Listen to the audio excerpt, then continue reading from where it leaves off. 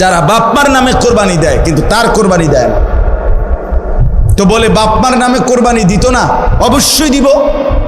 বাপের যদি একটা লুঙ্গি লাগে, এর লাগে কি ফুতের লুঙ্গি কিনতো না? কথা কন না কেন? বাপের যদি একটা জামা লাগে, তো এর লেগে কি বাপের জামা আমি দিছি দেখা আমি আর খালি গায়ে আটমু নাকি? তো তাহলে এটা কথা হইল কোনো? বাপের নামে কোরবানি দিলাম দেখা, মার নামে কোরবানি দিলাম দেখা আমি কোরবানি দেব না, এটা কোন কথা? ছেলেটার দোকান অথবা ছেলেটা ঢাকা কাজ করে, চাকরি করে, যেটাই করুক, তে বাইতাইয়া তার কাছে কিন্তু টাকা আছে 60,000-এর বেশি, কিন্তু বাইতাইয়া মাতে না, তার বাপের হাতে টাকা 10,000 দিয়া দেন, আপনি কোরবানি দেন, গোস্ত না খাওন, আপনার নামে দেন, আপনি মুরব্বী মানুষ, আপনি মরিয়া গেলে আর পাইবেন কোরবানি। অথচ সে কিন্তু কি সামর্থ্যবান, কথা বুঝেন নাই আমার? তার কাছে টাকা আছে না, এই 10,000 টাকা ছাড়া তার দ্বারা আর টাকা নাই। তাহলে এই ছেলের উপরে তো কোরবানি ওয়াজিব। অথচ সে তার বাবার নামে কোরবানি দিল, বাবার সাথে শরীক দিয়া টাকা জমা দিয়া 10,000 টাকা বাপারে বুঝাই দিয়া শেষ। সে মনে মনে ভাবতেছে আমি তো কোরবানি দিছি, এই যে আব্বারে দিছি 10,000, তুই বেটা আব্বারে না 10,000 দিছ, কোরবানি দিছ কই?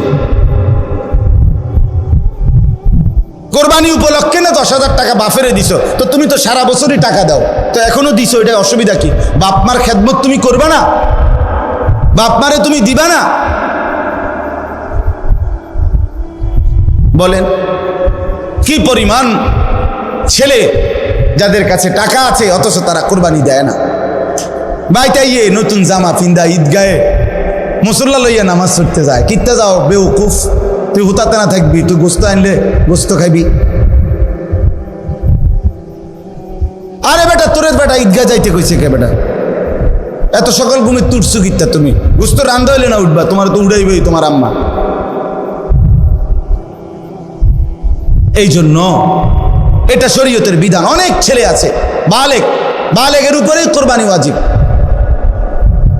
অনেক ছেলে আছে ঢাকা, চিটাগাং শহরে, বন্দরে চাকরি করে, ব্যবসা করে, তাদের কাছে টাকা আছে, হেতে মনে করে আমি ফুলাই ন। তুমি অবিবাহিত মনে করো, অবিবাহিত হইলেও কোরবানি যার উপরে ওয়াজিব হয় তাকে কোরবানি দিতে হবে না? না বউ থাকা শর্ত? কথা কয় না, হয়তো তো এটা বুঝেই না, হয়তো মায়ের বার্তাই দেয় না এটারে, হয়তো এটা কিছুই মনে যায় না। তাহলে এখানে বিবাহিত অবিবাহিত না, তো বালেগ হলেই শরীয়ত সম্মত টাকা, শরীয়ত নির্ধারিত যার কাছে আছে তাকে কোরবানি দিতে হবে। তাহলে অসংখ্য মহিলাদের উপরে কোরবানি ওয়াজিব হয়, অসংখ্য ছেলের উপরে। ছেলেটাই অল্প বয়সী 18 বছর 20 বছরের ছেলেরে বিদেশ পাঠাই দিছে, ফোলা বিদেশ থেকে টাকা পাঠায়, বছরের পর বছর বাপমার নামে কোরবানি হয়, অথচ তার কাছে আরো টাকা আছে। তাহলে ওই টাকাগুলোর কারণে তো তার উপরে কোরবানি ওয়াজিব।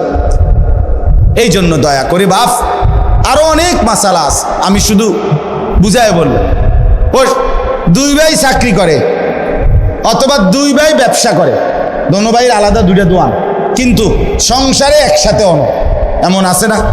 মানে ভিন্ন হয়েছে না আর কি, দোনো ভাই বাপ মাও আছে করে, তো বাপ মার লগে একসাথে খায়। তো কাজে যেহেতু তারা এখনো সংসার ভিন্ন হয় নাই, যাদের ঘরে বউ লইয়া যার যে আলাদা থাকে যদিও, কিন্তু রান্দাবাড়ি এক লগে একসাথে খায় দেয়। তো দোনো ভাইয়েই কামাই রোজগারি করে, দোনো ভাইয়েরই কি আছে, ইনকাম আছে। দোনো ভাই মিল্লাট, এবারটা 15,000 এবারটা 15,000 মিলাইয়া 30,000 টাকা আব্বার হাতে দিয়েছে, কোরবানি দেন আপনি। কারণ আমরা তো একসাথে খাই, গোস্ত তো রাইলে আমরা একসাথে খাও, আমরা কি আর এনে আলাদা খামুনি? তো গোস্তই তো খাওয়া, তো এটা তো আমরা একসাথে আসি, বুঝেন নাই কথাটা? তো এবারে এই 30,000 টাকা দিয়ে কার নামে কোরবানি দিল? বাপের নামে। তো তোমরা যে দুজন সামর্থ্যবান, তোমাদের কোরবানি কই হলো? আমি আর আপনি কোনো দিন শেষ হবে না, কবরে যেতে হবে, হাসরে যেতে হবে, মিজানের সামনে দাঁড়াইতে হবে, ফুলসেরাত পার হইতে হবে, কাজে ক্যাসেট থাকবে না, ফিতা থাকবে না, মোবাইল থাকবে না, আমি থাইকা যাব। আমাকে হিসাব দিতেই হবে, আমাকে হিসাব দিতেই হবে। এই জন্য বন্ধুরা মনে রাখতে হবে, সমবয়সী বন্ধু তোমার এই আড্ডার সঙ্গী কবরের সঙ্গী না, আখেরাতের সঙ্গী। যে কিছুক্ষণ টাকা পয়সা মোবাইল অথবা শরীরের ফুর্তি করার সামর্থ্য আছে ওটুকুরই সঙ্গী, ফুরায় গেলে আর নাই। কোরবানির কথাটা এবার বলি একটু, এরপরে তরজমা বলুন। কোরবানির বিষয়ে দেখেন, শুধু একটা উদাহরণ শুনেন। কোন মুসলমান কোরবানির 3 দিন অর্থাৎ 10ই জিলহজ কোরবানি হয়, যেদিন আমরা কোরবানি করি এটারই কয় 10ই জিলহজ। তো কোরবানির দিন এবং তার পরের 2 দিন, হুজুরের মোবাইলটা সাউন্ড করে দেন তো, সাউন্ড করে দেন। তো 10, 11, 12 জিলহজ মাসের এই 3 দিন মানে কোরবানির দিন আমরা যেটারে বলি তার পরের 2 দিন সহ, এই 3 দিনের ভিতরে যদি কারো কাছে 52.5 বড়ি রূপার সমপরিমাণ টাকা মূল্য থাকে তাহলে তার উপরে কোরবানি ওয়াজিব। 52.5 বড়ি রূপার দাম সর্বোচ্চ যদি 1000 টাকা করে হয় বড়ি, রূপার বড়ি কম, স্বর্ণের বড়ি বেশি। রূপার বড়ি 1000, 1200, 1300, কখনো কখনো 2700 টাকাও হয়। তাইলে যদি 1000 করে গড়ে হয় তাহলে 52,500, 52,500 কিনা এই ঈদের দিন, কোরবানির ঈদের দিন এবং তারপরের 2 দিনের মধ্যে যে কোনো টাইমে কারো কাছে যদি নিজের ঘরের এই মৌলিক প্রয়োজন, ওই যেটা আমি বললাম হাওয়ায় যে আসলি বউ বাচ্চার বাজার ওষুধপত্র সহ আমরা মৌলিক খরচ যেটা মোটা দাগের, এই মৌলিক খরচ যা তার অতিরিক্ত যদি ওই পরিমাণ টাকা সম্পদ কারো কাছে থাকে তার উপরে কোরবানি ওয়াজিব। আল্লাহ রাসূল সাল্লাল্লাহু আলাইহি ওয়াসাল্লাম বলেন, যার উপরে কোরবানি ওয়াজিব হলো অথচ কোরবানি সে করলো না, রাসূলুল্লাহ সাল্লাল্লাহু আলাইহি ওয়াসাল্লাম স্পষ্ট বলছেন, ফালা ইয়াকরাবান্না মুসাল্লানা, সে যেন ঈদগাহে না আসে, সে যেন আমাদের নামাজে না আসে। এই অপদার্থ তুই ঈদের নামাজ পড়তে আসবি না, রাসূলুল্লাহ সাল্লাল্লাহু আলাইহি ওয়াসাল্লাম স্পষ্ট নিষেধ করছে। নাফরমান তুই আসবি না, তুই উঠতেলা, তুই ঘরে থাক। বলেন, তাইলে জিলহজ মাসের এই 3 দিন, কোরবানির 3 দিন, মনে করেন আপনি গতকালকেও আপনার কাছে টাকা ছিল না, কিন্তু আজকে কোরবানির দিন বা তারপর দিন সকালবেলা আপনি একজনের থেকে 70,000 টাকা পাইতেন, এবার আজকে দিছে টাকা বাইতাইছে ঈদের উপলক্ষে, এই টাকাটা আজকে দিছে। আর এই টাকাটা ছাড়াও আপনার ঘরের পরিবারের সংসারের যা প্রয়োজন তা চলবে, সমস্যা নাই। এই টাকাটা তো আমি ধরছি না হিসাব, এই আজকেই টাকাটা পাইছেন, আজকে তো আগামী এই 3 দিনের সন্ধ্যার আগে আগে আপনার জন্য কোরবানি ওয়াজিব। যে মহিলার কাছে স্বর্ণ আরো কিছু নগদ টাকা আছে, দুইটা মিলাইয়া যদি, যেমন একজন মহিলার কাছে মনে করেন 1 বড়ি স্বর্ণ আছে, 2 বড়ি 1.5 বড়ি, এটা তো থাকেই, একেবারে ন্যূনতম 1-1.5 বড়ি স্বর্ণ তো যে কোনো মহিলারে আছে, বুড়া বেড়ি ভিতরে আছে, মহিলারও আছে, একেবারে গরিব বুড়াবার ঘরেও আছে। সাথে যদি ওই 3 দিন এই মহিলার কাছে আলগা কিছু টাকাও আছে, 10,000, 5,000, 20,000, 15,000, উনার টাকা, এটি উনার মহিলার নিজের টাকা, স্বামী দিছে, নয়তো ছেলে দিছে, নয়তো বাপের বাড়ির থেকে দিছে, যেমনি হোক দিছে, এই স্বর্ণ আর ওই টাকাটা মিলাইয়া যদি 52,500 টাকার দামের চাইতে বেশি হয়, এই মহিলার উপরে কোরবানি ওয়াজিব, নিঃসন্দেহে ওয়াজিব।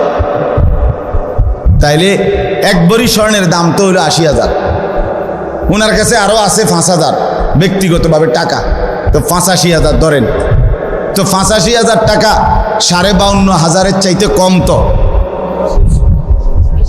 তো তাইলে এই মহিলার উপরে কোরবানি ওয়াজিব হলো কিনা? কই আমাদের সমাজে কয়জন মহিলার কোরবানি দেয়? বেটিতে গুস্তও না খাবায়, কিন্তু কোরবানি কো রুটি গোস্ত না খায় উনি, কিন্তু কোরবানি হইল কই না। রাসূলুল্লাহ সাল্লাল্লাহু আলাইহি ওয়াসাল্লাম বলেন, যে ব্যক্তি সামর্থ্য থাকার পরেও কোরবানি করলো না, সে যেন আমাদের নামাজে না আসে। কি পরিমাণ ধমক দিছে! তাহলে আমি এই দুইটা মাসালা আপনাকে বুঝাই, কোরবানির বিষয়েও বোঝা দরকার। আপনি মনে করেন ছেলেটা বিদেশ, অধিকাংশ মানুষের ছেলে বিদেশ আছে, তাহলে সে টাকা রোজগার করে। এখন হে প্রত্যেক মাসে বা 2 মাসে 3 মাস পর পরই বাফেরে 20,000 30,000 টাকা দেয়। এই ছেলেটা বাফের লাগিয়া পাঠায়, বাপ মার লাগিয়া। এখন কোরবানির সামনে এই উপলক্ষে ছেলেটা 30,000 টাকা পাঠাইছে, অথবা অন্যান্য বারের চাইতে 5,000 বেশি পাঠাইছে। ধরেন আগে পাঠাইতো সবসময় 30,000, যেহেতু কোরবানি এই জন্য পাঠাইছে 40,000। কথার কথা 10,000 বেশি পাঠাইছে। এখন এই টাকাটা দিয়া ছেলেটার মা এবং বাপের কোরবানি করছে, বাপমার নামে কোরবানি দিছে। এখন ছেলেটা, তার কাছে তো টাকা আছে, তার তো এই শুধু 30,000 টাকা না, তার কাছে তো তার ব্যক্তিগত জমানো টাকা আছে। তো তার কাছে তো অবশ্যই 52,500 টাকার অতিরিক্ত টাকা তার কাছে ব্যাংকে হোক যেখানে হোক তার কাছে জমা আছে না? কথা বলেন না কেন? তাহলে এই ছেলেটার উপরে কোরবানি ওয়াজিব কিনা বলেন না? তো এখন তার যে বাংলাদেশে তার বাপমার নামে কোরবানি হলো, দিল, তো তাদের সোয়াব হইল, ঠিক আছে, তাদের কোরবানিও হয়েছে, কিন্তু এই ছেলের কোরবানি আদায় হয়েছে নি? কথা বলেন না কেন? তো এই 10 বছর ধরে ফুলাগা বিদেশ থেকে টাকা পাঠায়, বাপমার নামে কোরবানি হয়, তার কোরবানি সে তো গুনাহগারী থাইকা গেল, সে তো নাফরমানি থাইকা গেল। এই ছেলের জন্য তো ঈদের নামাজ পড়তে নিষেধ করছে আল্লাহ, নবীজি সাল্লাল্লাহু আলাইহি ওয়াসাল্লাম। তুই তো পাপী রয়ে গেল।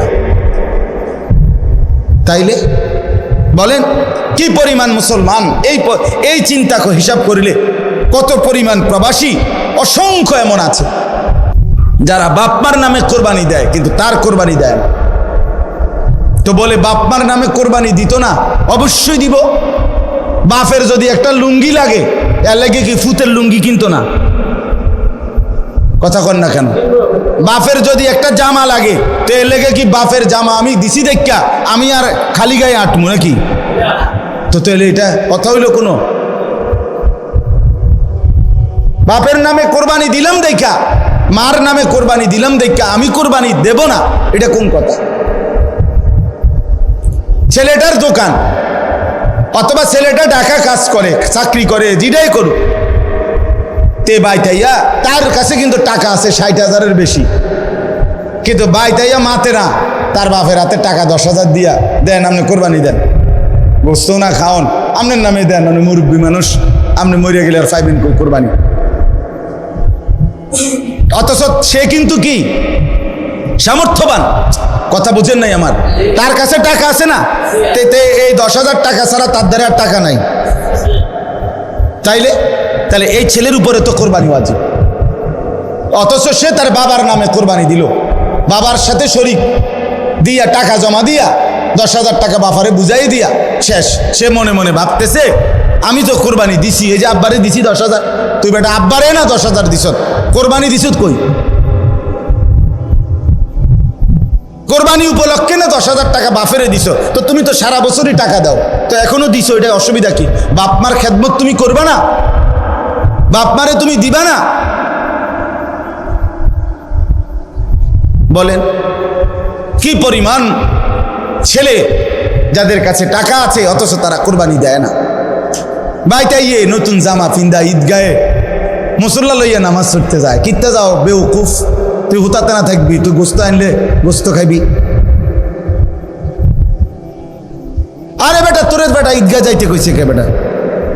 এত সকাল ঘুমে তুটছু কিত্তা তুমি? গোস্ত রান্ধা হইলে না উঠবা, তোমার তো উড়াইবেই তোমার আম্মা। এই জন্য এটা শরীয়তের বিধান। অনেক ছেলে আছে বালেগের উপরে কোরবানি ওয়াজিব। অনেক ছেলে আছে ঢাকা চিটাগাং শহরে বন্দরে চাকরি করে, ব্যবসা করে, তাদের কাছে টাকা আছে, হেতে মনে করে আমি ফুলাই ন। তুমি অবিবাহিত মনে করো, অবিবাহিত হইলেও কোরবানি কোরবানি যার উপরে ওয়াজিব হয় তাকে কোরবানি দিতে হবে না? না বউ থাকা শর্ত? কথা কয় না, হয়তো তো এটা বুঝেই না, হয়তো মায়ের বার্তাই দেয় না এটারে, হয়তো এটা কিছুই মনে যায় না। তাহলে এখানে বিবাহিত অবিবাহিত না তো, বালেগ হলেই শরীয়ত সম্মত টাকা, শরীয়ত নির্ধারিত যার কাছে আছে তাকে কোরবানি দিতে হবে।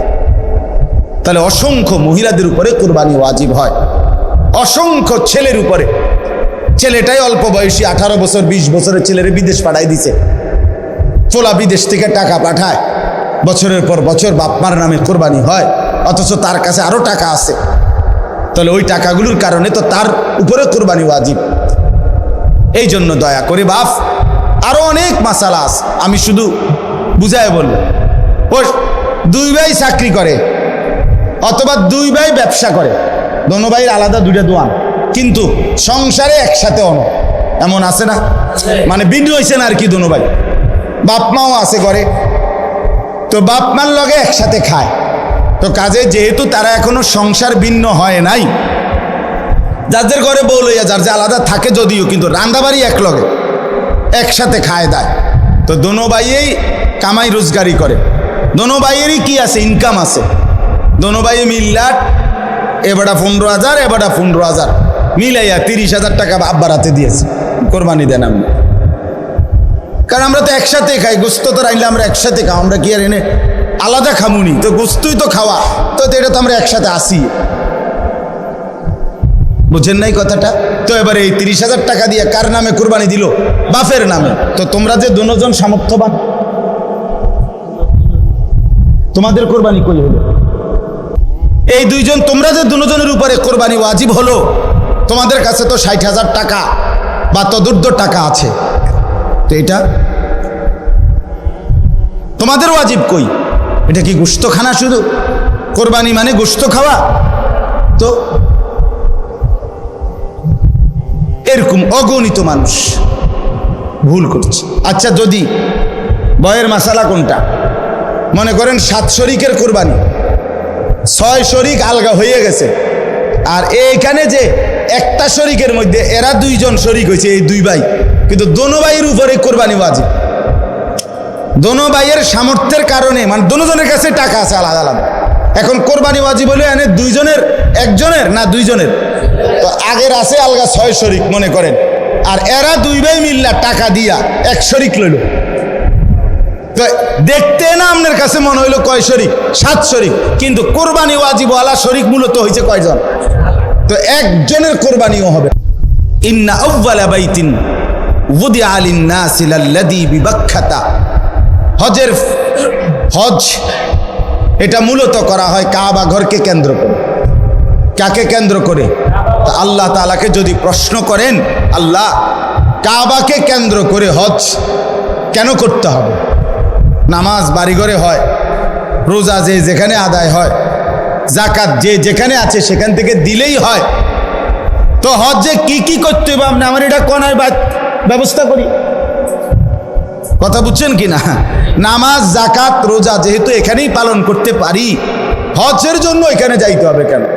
তো আল্লাহ তাআলা কাবা ঘরের কতগুলো বৈশিষ্ট্য আল্লাহ তাআলা এখানে বলছেন, বলার পরে বলছেন এই বৈশিষ্ট্যগুলোর কারণে আমি আমার এই ঘরকে কেন্দ্র করে হজ ফরজ করলাম।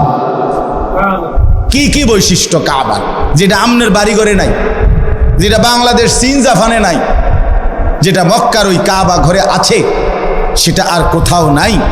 ওই বৈশিষ্ট্যগুলো শুধু সেখানেই পাওয়া যায়, অতএব সেখানেই হজ করতে হবে। 1 নাম্বার, ইন্না আউওয়ালা বাইতিন, আল্লাহ বলে আমার এই গোটা জমিনের কায়নাতের মধ্যে ওই জায়গায় যে কাবা, এটাই জমিনের প্রথম ঘর,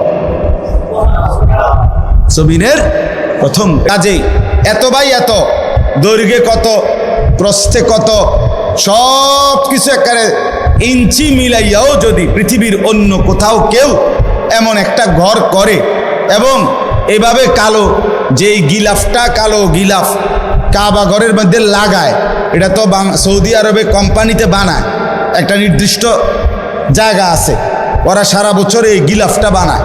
তো এই গিলাফ এখানে একটা বানাইলে এটা এরকম 1000টা গিলাফ বানানো কি অসম্ভব? তো এটা জায়গায় জায়গায় এরকম একটা ঘর বানাইয়া গিলাফটা লাগাইয়া দিলেই তো হয়। আল্লাহ বলে না, হয় না। লাল্লাদি বিবাক্কা, এটা মক্কাতেই হতে হবে, এখানেই যেটা এটাই এটাই। এই জন্য ওই যে আব্রাহা বাদশাহ ইয়ামানে বানাইয়া কাবার মর্যাদা দিত। কি কি বৈশিষ্ট্য কাবার, যেটা আমনের বাড়িঘরে নাই, যেটা বাংলাদেশ চীন জাপানে নাই, যেটা মক্কার ওই কাবা ঘরে আছে, সেটা আর কোথাও নাই। ওই বৈশিষ্ট্যগুলো শুধু সেখানেই পাওয়া যায়, অতএব সেখানেই হজ করতে হবে। 1 নাম্বার, ইন্না আউয়ালা বাইতিন, আল্লাহ বলে আমার এই গোটা জমিনের কায়নাতের মধ্যে ওই জায়গায় যে কাবা, এটাই জমিনের প্রথম ঘর, জমিনের প্রথম। কাজেই এত বাই এত, দৈর্ঘ্যে কত, প্রস্থে কত, সব কিছু একেবারে ইঞ্চি মিলাইয়াও যদি পৃথিবীর অন্য কোথাও কেউ এমন একটা ঘর করে এবং এভাবে কালো, যেই গিলাফটা কালো গিলাফ কাবা ঘরের মধ্যে লাগায়, এটা তো সৌদি আরবে কোম্পানিতে বানায়, একটা নির্দিষ্ট জায়গা আছে, ওরা সারা বছর এই গিলাফটা বানায়। তো এই গিলাফ এখানে একটা বানাইলে এটা এরকম 1000টা গিলাফ বানানো কি অসম্ভব? তো এটা জায়গায় জায়গায় এরকম একটা ঘর বানাইয়া গিলাফটা লাগাইয়া দিলেই তো হয়। আল্লাহ বলে না, হয় না। লাল্লাদি বিবাক্কা, এটা মক্কাতেই হতে হবে, এখানেই যেটা এটাই এটাই। এই জন্য ওই যে আব্রাহা বাদশাহ ইয়ামানে বানাইয়া কাবার মর্যাদা দিত। হাজরে আসওয়াদ পাথর দেখলে আল্লাহর কুদরত, হাতিমে কাবা দেখলে আল্লাহর কুদরত, মুলতাজিমার সামনে দাঁড়াইলে মুলতাজামের আল্লাহর কুদরত। এরপরে কাবা ঘরের ছাদের পানি যেই পড়ে মিজাবে রহমত, এটার দিকে তাকাইলে আল্লাহর কুদরত। হাজি সাহেবদের চেহারা, হাজি সাহেবদের এই ঘোরাফেরার দিকে তাকাইলে আল্লাহর কুদরত। তাওয়াফ দেখলে আল্লাহর কুদরত, সাফা মারওয়ায় আল্লাহর কুদরত, এখানে কদম কদম আল্লাহর কুদরতের নিদর্শনই নিদর্শন। বাইয়িনাত মাকামু ইব্রাহিম, এটা বৈশিষ্ট্য। আপনি গেলে দেখবেন, চলেন যাই, বলেন ইনশাআল্লাহ। যে দিল আল্লাহর ঘর দেখতে চায় না, সেটা কোনো দিলে না। তুই বেটা কোনো মুসলমান মহব্বতওয়ালা হলি না। যেই কলিজায় আল্লাহর ঘর দেখতে চায় নাই, সে তো আল্লাহকে ভালোই বাসে নাই, আল্লাহকে মহব্বতই করে নাই। সুবহানাল্লাহ। ওয়ামান দাখালাহু কানা আমিনা, এই শেষ বৈশিষ্ট্য হলো আল্লাহ বলে আমার এই কাবা এমন জায়গা, এখানে আসলেই নিরাপদ। কর্তৃক নির্ধারিত সামর্থ্য যাদের আছে তাদের জন্য এই ঘরের হজ ফরজ করে দিলাম। আল্লাহ এবার শেষ বলে, বান্দা শুনো, আমি এত বড় মর্যাদাপূর্ণ কাবা, এত বৈশিষ্ট্য বললাম, হজটাকে ফরজ করলাম। সামর্থ্য আমি দিলে তাইলে যাইতে কইছি, আমি যদি সামর্থ্য না দেই তাইলে যাওয়ার দরকার নাই। তাইলে আমি সব কিছু আমি দেওয়ার পরে, বলার পরেও যে অবজ্ঞা করবে, তুচ্ছ তাচ্ছিল্য করবে, খামখেয়ালি করবে, অমান কাফারা ফা ইন্নাল্লাহা গানিয়্যুন আনিল আলামিন, আল্লাহ বলে কেউ যদি অস্বীকার করে, অবজ্ঞা করে, তাইলে আমি রব্বুল আলামিন সারা পৃথিবীও যদি আমার এই ঘরকে পাত্তা না দেয়, আমার কোনো অসুবিধা নাই, আমি কারোই মুখাপেক্ষী না, বরং সবাই আমারই মুখাপেক্ষী। 16 কোটি মুসলমানও যদি হজ না করে, আল্লাহর কিছুই যাবে না, আসবে না, ক্ষতিগ্রস্ত হবে আমরা। কথা বলেন না কেন? বাংলাদেশ থেকে যদি কেউ হজে না যায়, তো কাবা ঘরের এক সাইড কাইতেই যাবো নাকি? তা আল্লাহর ঘরের মর্যাদা কমে যাবে না? আল্লাহর মর্যাদা কমে যাবে। কে ধরেন আমি না গেলে, আপনি না গেলে, হজ ফরজ হওয়ার পরেও তো আপনার আমার মরণ যদি ইহুদির মরণ হয়, খ্রিস্টানের মরণ হয়, তো কি হবে কবরে, কি হবে হাসরে, কি হবে আখেরাতে, কি হবে পরকালে? এই জন্য দয়া করে কথা এখানেই শেষ। মেহেরবানি করে চলেন, কিছু মাসালাও বললাম অল্প করে, আবার ফজিলতও বললাম হজ্জের, কোরবানির। হজ এবং কোরবানি, যাকাত, এগুলো আদায়ের প্রতি আরও যত্নবান হবেন। আল্লাহ তাআলা আমাদেরকে তৌফিক দান করেন। যে কয়জন নওজোয়ান ছেলে আছো ভাইয়া, মেহেরবানি করে অনুরোধ করছি, কষ্ট করে গরমের মধ্যেই ভাই আল্লাহর কথা শুনেছ ভাইয়া, আমার অনুরোধ রইল মুসলমানের যুবক 5 ওয়াক্ত নামাজ পড়তে চেষ্টা করো ভাইয়া। মোবাইলের এই আসক্তি, নারীর ছবি, জেনা ব্যভিচারের এই দৃশ্য, সারাদিন বন্ধুদের এই আড্ডা, খোদার কসম শেষ পর্যন্ত আখেরাত না, আখেরাত তো নাই, দুনিয়াও খুব বেশি লাভবান হবেন, খুব লাভবান হবেন, কাঙ্ক্ষিত কোনো ফলাফল আসবেন। বড় মোবাইল থাকবে না পৃথিবীতে, আমি বললাম ফিতার ক্যাসেট পৃথিবীতে নাই, চ্যাপ্টা চ্যাপ্টা সিডি ইডি এখন আর নাই, কেউ জানতো না। ওরা যারা বানাইছে ওগুলো যখন চলছে তখন কেউ বুঝতো না যে এগুলো থাকবে না। ফিতার ক্যাসেট আমি দেখছি, ওই যে ফিতাওয়ালা ক্যাসেট যে সেগুলো আছে এখন, চলে এগুলো, সিডি চলে এগুলো, যে চ্যাপ্টা চ্যাপ্টা, তো এগুলো তো আমিও দেখছি। তা আমার বয়স তো কমপক্ষে 600 বছর, ঠিক না? তো আমি তো দেখছি আজ থেকে 25 বছর আগে আমি তো দেখছি রে বাপ। তো 20-25 বছরের ব্যবধানে এগুলো টোটালি উঠে গেছে।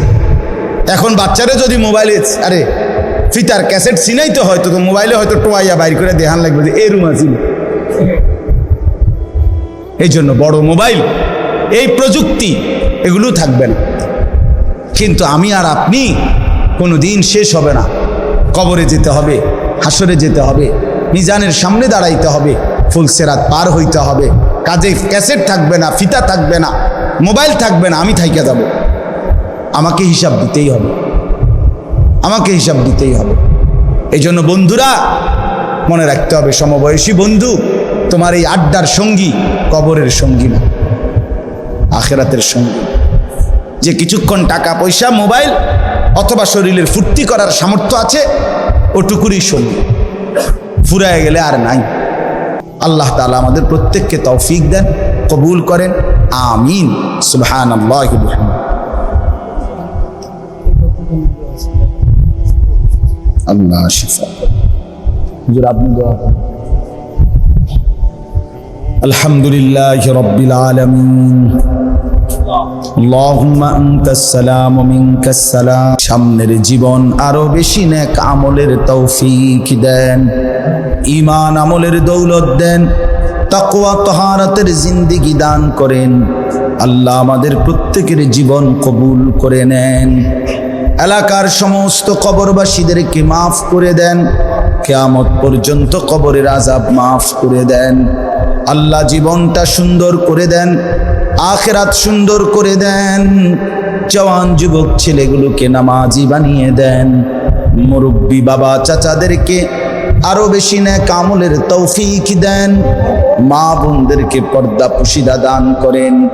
আল্লাহ মাদ্রাসাখানা আপনি কবুল করে নেন। আল্লাহ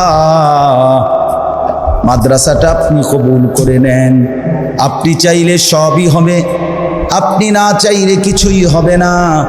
আপনার দয়া, আপনার রহম আপনি দান করেন। আল্লাহ আপনি কবুল করে নেন। মাওলা আপনি মেহেরবানি করেন।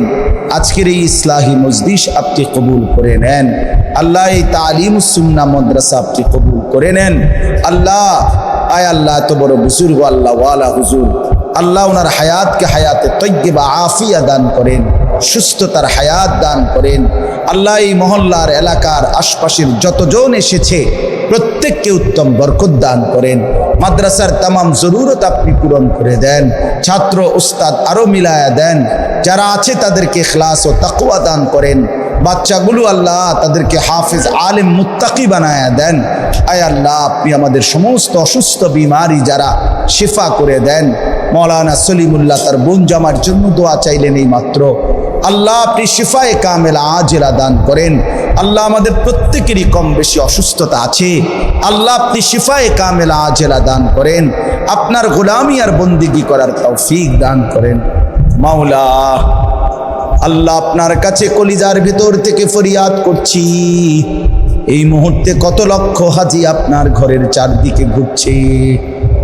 আল্লাহ আপনি আমাদেরকেও আপনার ঘর জিয়ারতের তৌফিক দান করেন।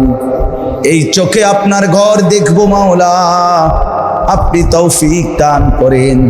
এই চোখে বন্ধুর রওজার সামনে দাঁড়াবো, আপনি তৌফিক দান করেন। আল্লাহ আপনি কবুল করেন। মাওলা আমাদের প্রত্যেকটা মুসলমান সামর্থ্যবানকে হজ, কুরবানি, যাকাত ঠিক মতো আদায় করার তৌফিক দান করেন। আল্লাহ প্রত্যেকের নেক মাকসাদ পূরণ করে দেন। প্রবাসী বিদেশি যারা সহি সালামতে নিরাপদে রাখেন, রব্বির হামহুমা কামা রব্বায়ানি সগীরা।